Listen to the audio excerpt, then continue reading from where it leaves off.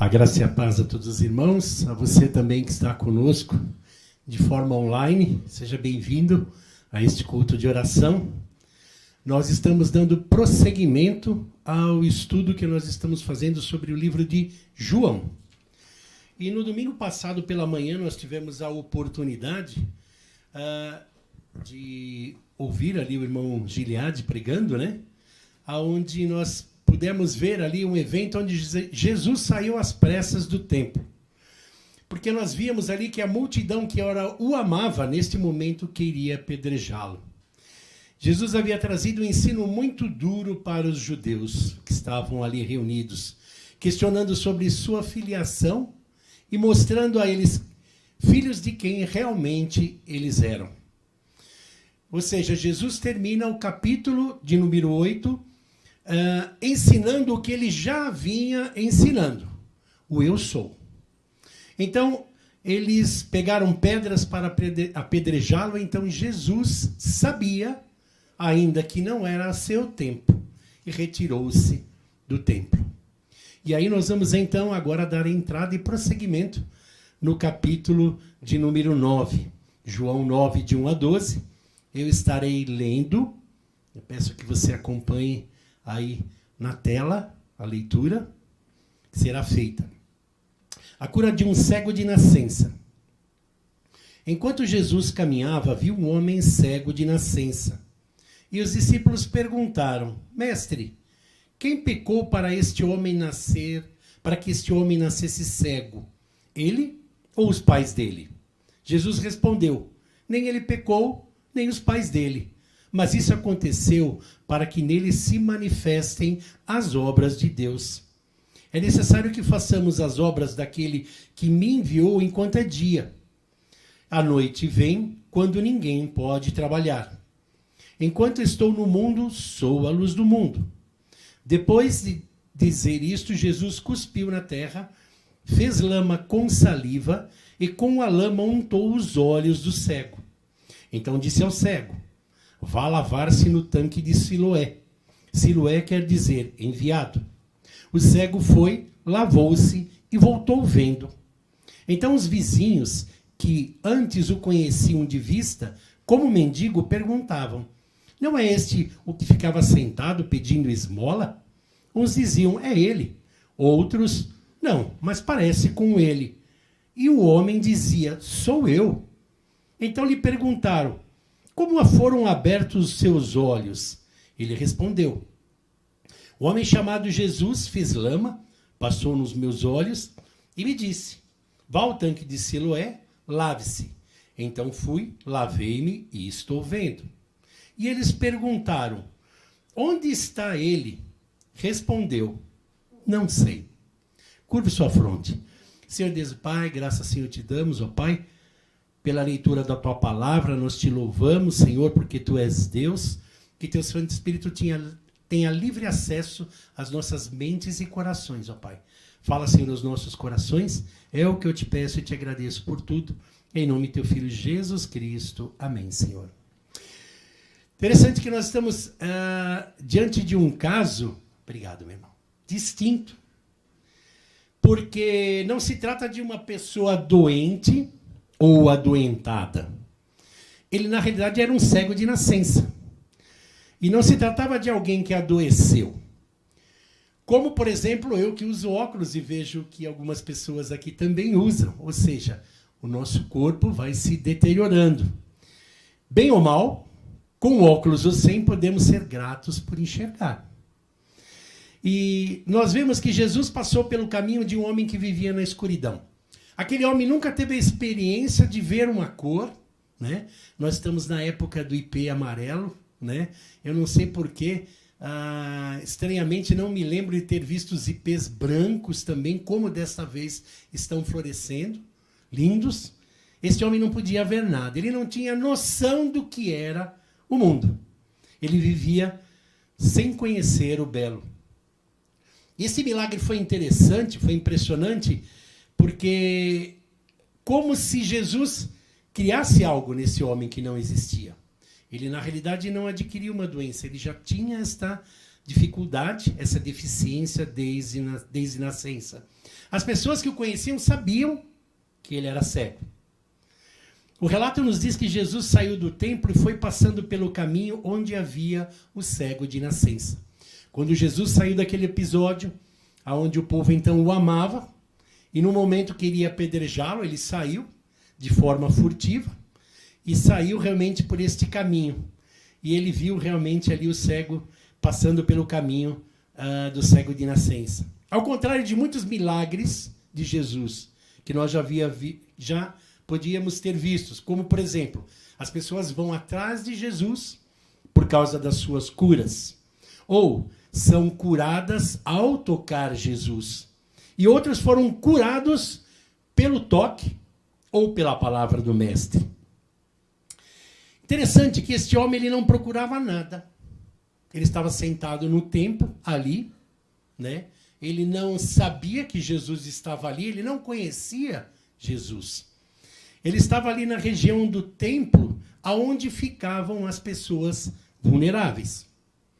E é interessante que, segundo a lei, ajudar uma pessoa cega, como, por exemplo, um vulnerável, era um ato nobre.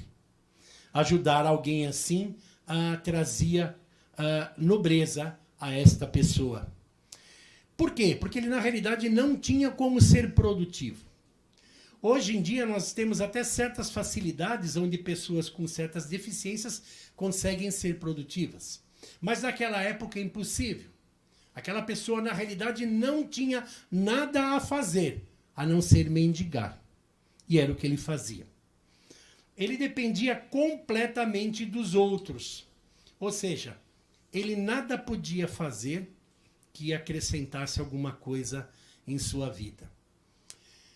E é interessante que eu disse que esse homem não procurava Jesus, ele nem sabia que Jesus estava ali.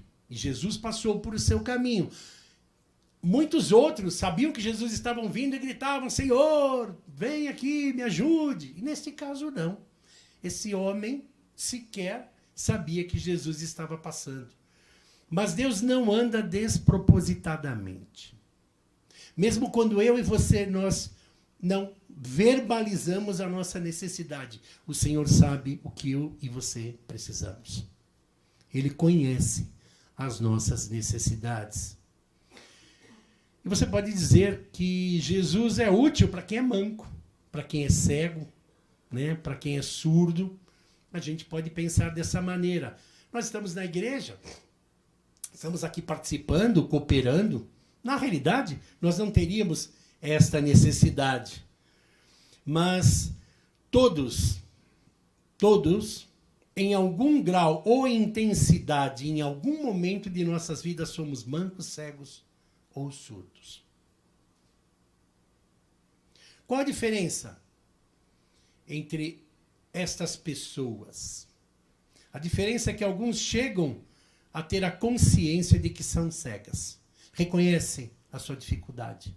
Reconhecem a sua falha. E outras, por seu orgulho, ainda não têm esta consciência. Então, todos nós somos carentes. Somos necessitados. Porque todos nós fomos concebidos em pecado. O pecado nos cega. O pecado nos destrói. O pior cego é os que pensam que estão enxergando. Estamos falando não só de uma cegueira física, mas também de uma cegueira espiritual.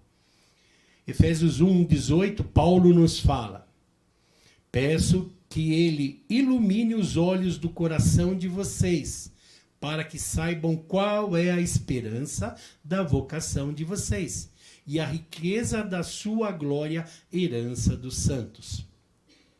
Ou seja, o Senhor tem interesse em que eu e você vejamos.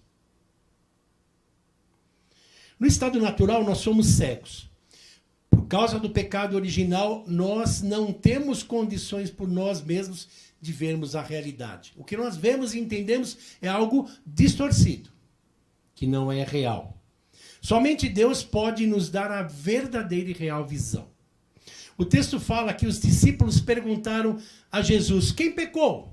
Olha, tem um cego ali, né?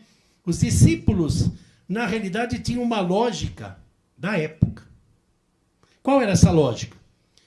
Pecados passados de pai para filhos, porque eles perguntam, quem que pecou? Foi ele ou os pais? Então tinha-se a ideia do pecado hereditário. Pecado que se passava de pai para filho e assim sucessivamente. Havia-se essa ideia. Havia outras correntes rabínicas que criam no pecado da preconcepção. Cria-se que uma pessoa, sem ser formada ainda, poderia cometer pecados e por isso, na realidade, nascer cego poderia ser um castigo de Deus. Então, eles questionam, quem na realidade pecou? Interessante essa pergunta que os discípulos fizeram a Jesus. Isso parece absurdo, não parece? É estranho. Mas é interessante que hoje ainda, muitas pessoas pensam assim. Buscando respostas para a situação, perguntam, quem pecou? Julgamos que situações difíceis que nos sobrevêm são pecados. Temos muitas vezes isso como premissa. Olhando às vezes algum irmão em dificuldade, julgamos ter pecado. Somos orientados pela lógica da retribuição, de que nossa natureza prospera ou pecado. Ou seja, se eu estou em prosperidade, eu estou bem com Deus. Se eu estou em pecado, eu estou em dificuldades. Jó é um exemplo desse paradigma. Paradigma porque é o seguinte, nós julgamos as situações. Jó ele foi julgado por seus amigos. Né? Ele foi julgado e eles chegaram até a questionar Jó. Jó, o que você fez? Né? Você pecou, você não lembra qual é o teu pecado? Aí nós entramos em parafuso quando essas coisas acontecem, quando a nossa teologia não traz resposta para tudo o que acontece. Detalhe, todo pecado traz mal e destruição. Todo pecado traz mal e destruição.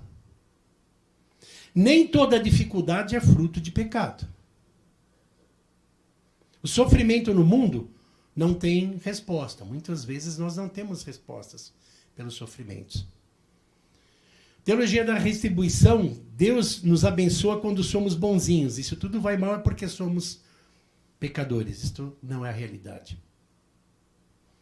É o que nós vemos e vamos esclarecer agora na vida deste homem, deste cego.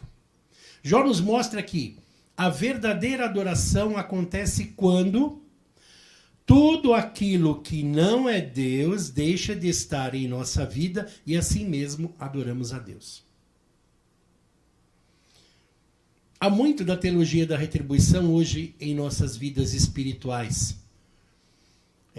Como às vezes nós fazemos, né? Os pais tentam retribuir, né, os filhos ou compensar uma falta, uma falha, né, dando presentes, né? A gente às vezes usa desses artifícios, está implícito no homem essa teologia da retribuição.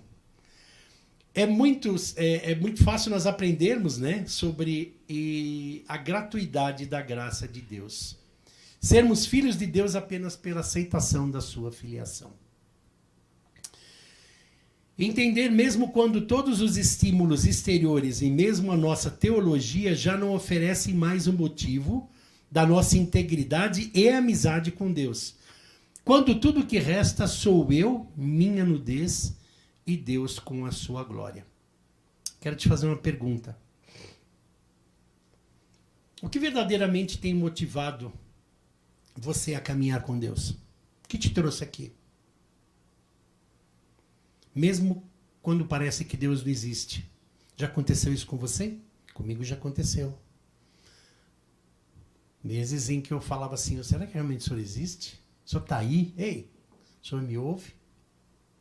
O que te motiva a caminhar? O que te faz impulsionar a direção a Deus? Um paradigma de espiritualidade deve se relacionar com Deus. Não apenas pelo que Ele nos dá, mas pelo que Ele é. Essa deve ser a nossa motivação. Buscar o Deus da bênção, não a bênção do Deus. Nos pautamos em uma pergunta dos discípulos. Eles perguntaram, eles queriam justificar a cegueira. Eles perguntaram, quem foi? Ele ou os pais? Muitas vezes nós fazemos assim também, né? Eles deram duas opções para Jesus, mas Jesus não aceitou nenhuma. Será que muitas vezes nós falamos, Senhor, olha, eu tenho que fazer uma cirurgia, mas Senhor, olha, o Senhor quer que eu vá no Einstein ou no São Luís? Bacana, né? Quantas vezes nós fazemos isso para Deus, né? E Deus fala assim, você vai para a fila do SUS, porque você vai ficar internado lá, vai ficar lá na maca, porque tem um cara que precisa ouvir falar de Jesus lá, e você vai lá, vamos aproveitar a tua hérnia aí, e vamos botar você para trabalhar. Interessante que os discípulos, aqueles que seguiam Jesus, tinham essa dúvida, e muitas vezes nós temos essa dúvida.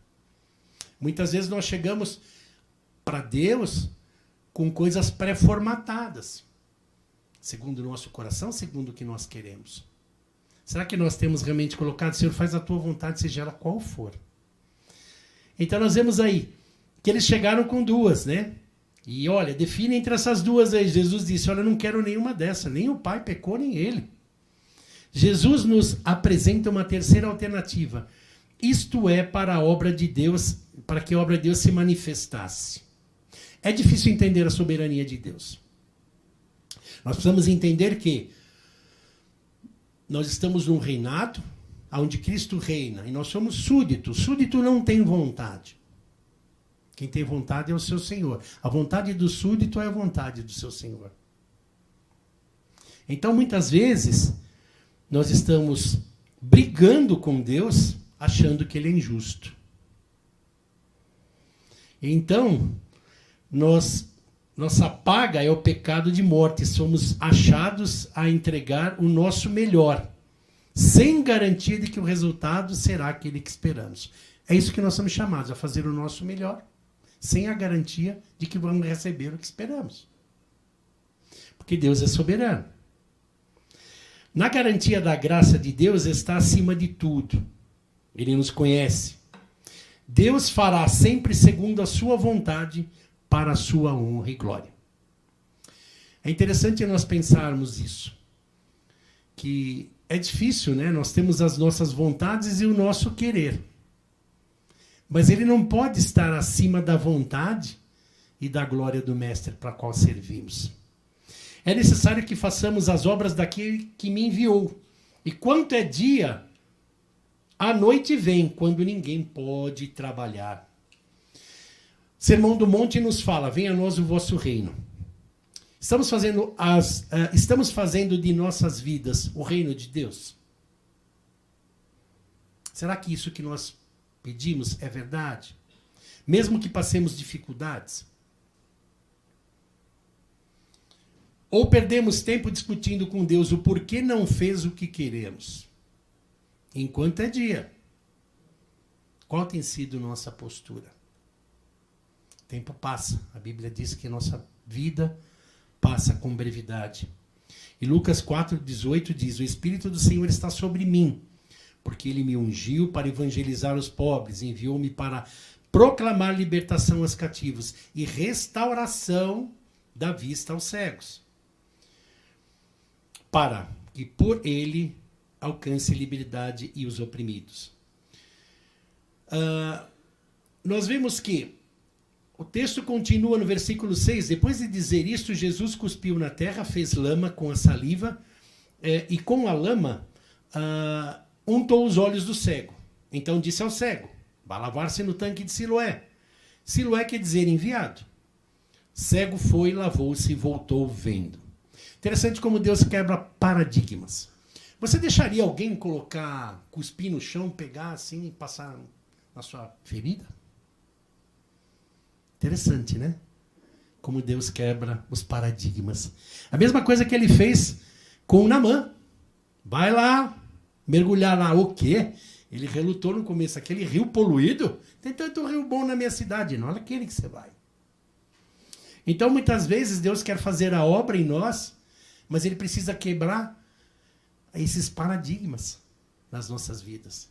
Deus, muitas vezes, nos choca com a sua ação.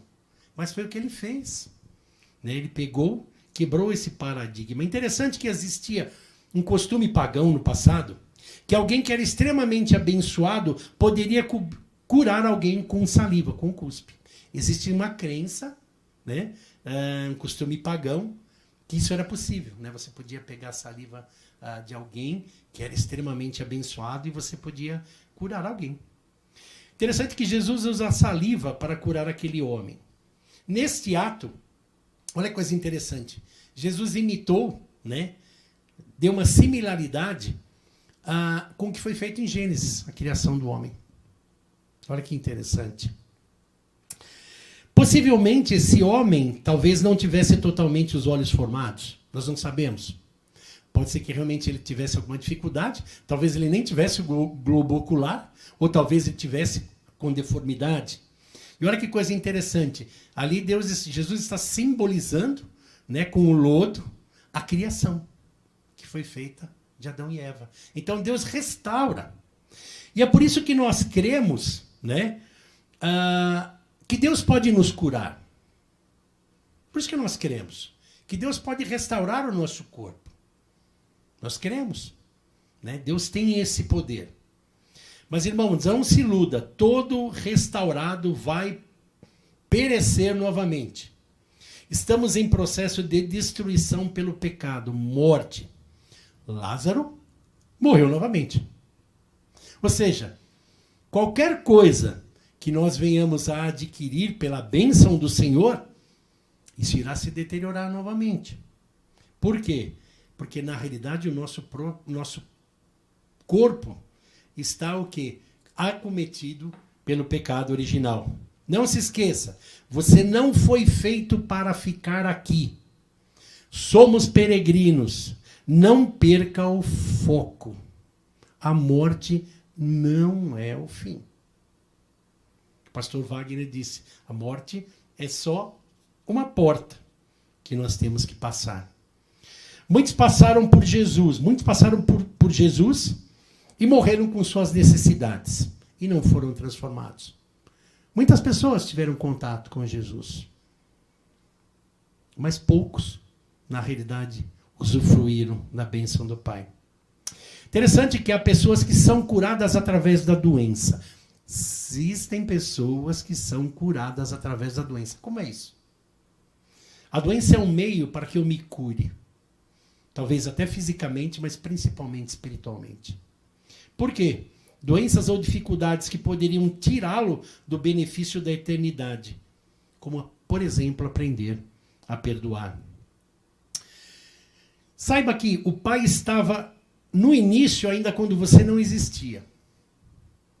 Deus estava presente.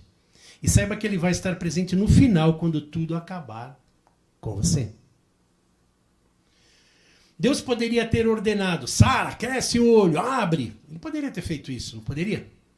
Assim como ele já fez em outras situações. Ele fez o barro, né? Passou nos olhos do cego e ainda pediu que ele tivesse uma atitude, exigiu dele uma atitude, que ele fosse lavar os olhos.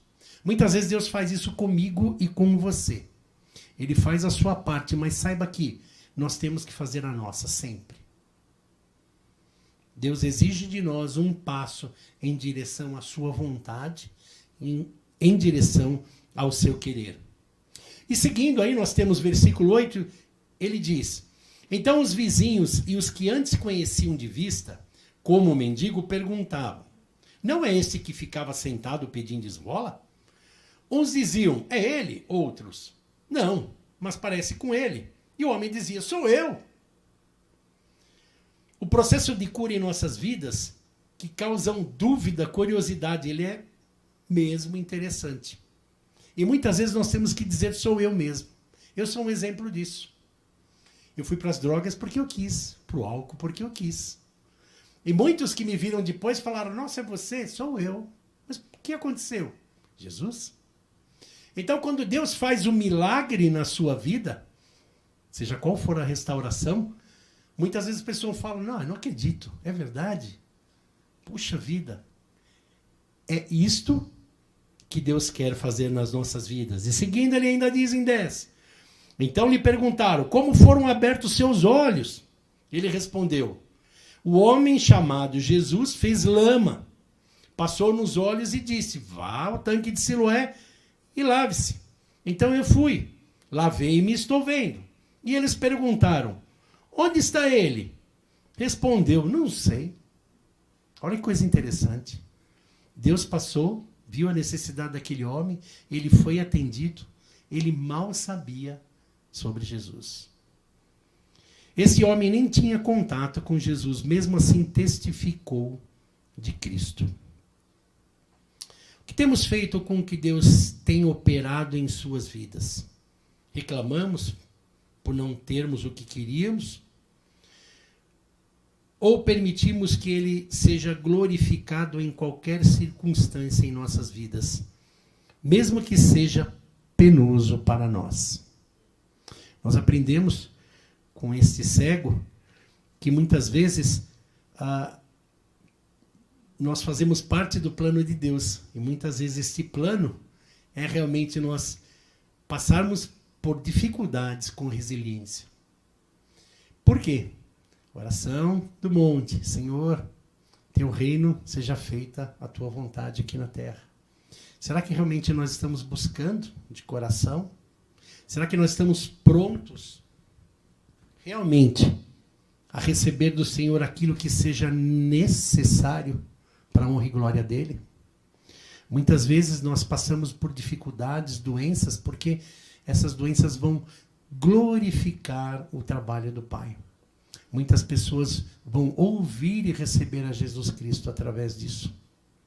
Lembre-se, nós não somos deste mundo, somos peregrinos. E o que nós aprendemos deste capítulo que nós vimos, assim como o cego foi abençoado, né, nós vimos o exemplo de Jó. Como tem sido a nossa vida? Nós estamos lutando com Deus, como filhos birrentos, querendo aquilo que nós pedimos, ou nós estamos prontos a receber aquilo que o Senhor tem que colocar em nossas vidas para a honra e glória do seu nome? Que o Senhor nos abençoe e nos ajude a entender qual é a sua soberana vontade para cada um de nós. Que Deus nos abençoe.